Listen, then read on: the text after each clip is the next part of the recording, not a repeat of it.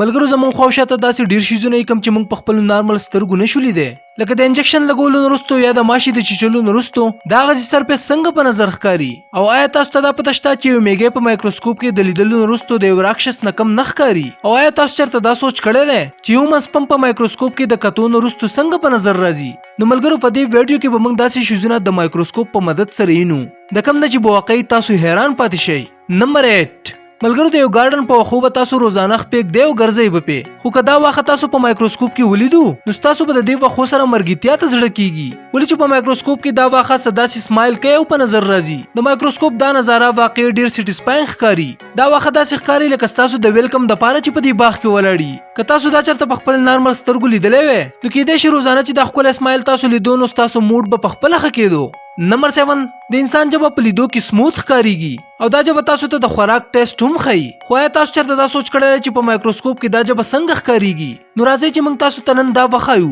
ملګرو تاسو چې کله په مایکروسکوپ کې جبه یې نه نو تاسو ته په دې لپاسه صداسي ولاړې غني په نظر راځي او کدا تاسو نور زوم کوي نو دا جبه تاسو ته د سمندر په ویخ کې چې کم بوټي داغه په شان بخکاریږي دا د ولاړو غنو یا د دانو په شان شیزونه تاسو ټیسټ بډ دي او دا سټرکچر تاسو ټنګ برین جوړای کوم چې د هر انسان جدا جدای نمبر 6 د انجکشن ستن چې څومره وړولې نه بیا هم د دې د لګولو نه ډیر خلک یریږي خو آیا تاسو ته د ستن په مایکروسکوپ کې خودي دا ولیدلې ده او آیا تاسو چې کله ستن ولګوي نو هغه ځای په مایکروسکوپ کې لیدلې ده تاسو په ګارانټي سره کستنو په مایکروسکوپ کې خود نو حیران بشئ په اصل کې دا په مایکروسکوپ کې ډیره غټه په نظر راځي د کم سر ته چې یو سوري د دې په ذریعہ جسم ته دوايي دن نکېږي خو د ستن لګولو نه وروسته صدا خو نه ښکاریږي خو کله چې تاسو ستن لګولو ولا ځای په مایکروسکوپ کې وینئ نو په هغه ځای باندې به تاسو ته یو داسې غټ سوري په نظر راځي کم چې په واقعي تاسو وایي نمبر 5 ملګرو ماشي چې په لیدو کې څومره واړه ښکاري په اصل کې د دومره زیات خطرناک هم وي د ماشي د چیچل نه د ډینګ او د ملیریا په شان بیماریاں خوريږي او کله چې تاسو په مایکروسکوپ کې او ماشه وینئ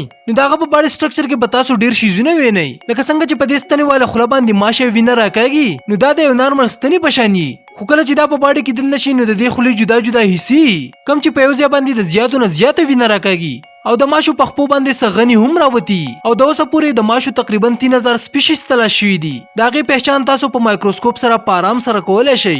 نمبر 4 د انټي پوستکه یعنی د ایکشل په لیدو کې ډیر سموث او سیمپل په نظر راځي او د سپین کلر د وجې نه دا بالکل هم عجیب نه ښکاریږي خو آیا تاسو ته دا پته ده چې په مایکروسکوپ کې د هغې پوستکی لیدل ډیر کمپلیکس او عجیب په نظر راځي د هغې پوستکی په مایکروسکوپ کې صداسي په نظر ښکاریږي نمبر 3 ملګرو میګي د انټارکټیکا نه علاوه په ټولي دنیا کې موجود دي آیا تاسو ته دا پته ده چې دا میګي په لیدو کې څومره واړه او معصوم ښکاریږي په مایکروسکوپ کې په لیدو باندې دا دومره زیات خطرناک هم ښکاریږي لکه څنګه چې تاسو د مایکروسکوپ والا تصویر کې لیدلی شئ د میګي دا مخ څومره عجیب او خطرناک ښکاریږي د میګي سترګې د کالي موتی په شان ښکاریږي او د دې میګي مخ په فلم کې د راکشس یا د ډیول په شان ښکاریږي او د میګي تقریبا 1200 سپیشیز دي د کم په منځ کې چې تاسو پرخ په مایکروسکوپ په ذریعہ کولای شئ لکه څنګه چې تاسو په دې تصویر کې کتای شئ نمبر 2 د انسانانو سترګې د هیومن باډي واقعي ډیر ښکلی فاټ وي خو آیا تاسو ته دا پته شته چې په مایکروسکوپ کې د انسان سترګه څنګه ښکاریږي لکه څنګه چې تاسو په دې ویډیو کې نه چې د انسان د سترګې سټرکچر په رښتیا باندې ډیر کمپلیکیټډ وي که تاسو نظر اچانک په دې مایکروسکوپیک پټو باندې ولګي نو دا به تاسو ته د یو ډونټ په شان په نظر راځي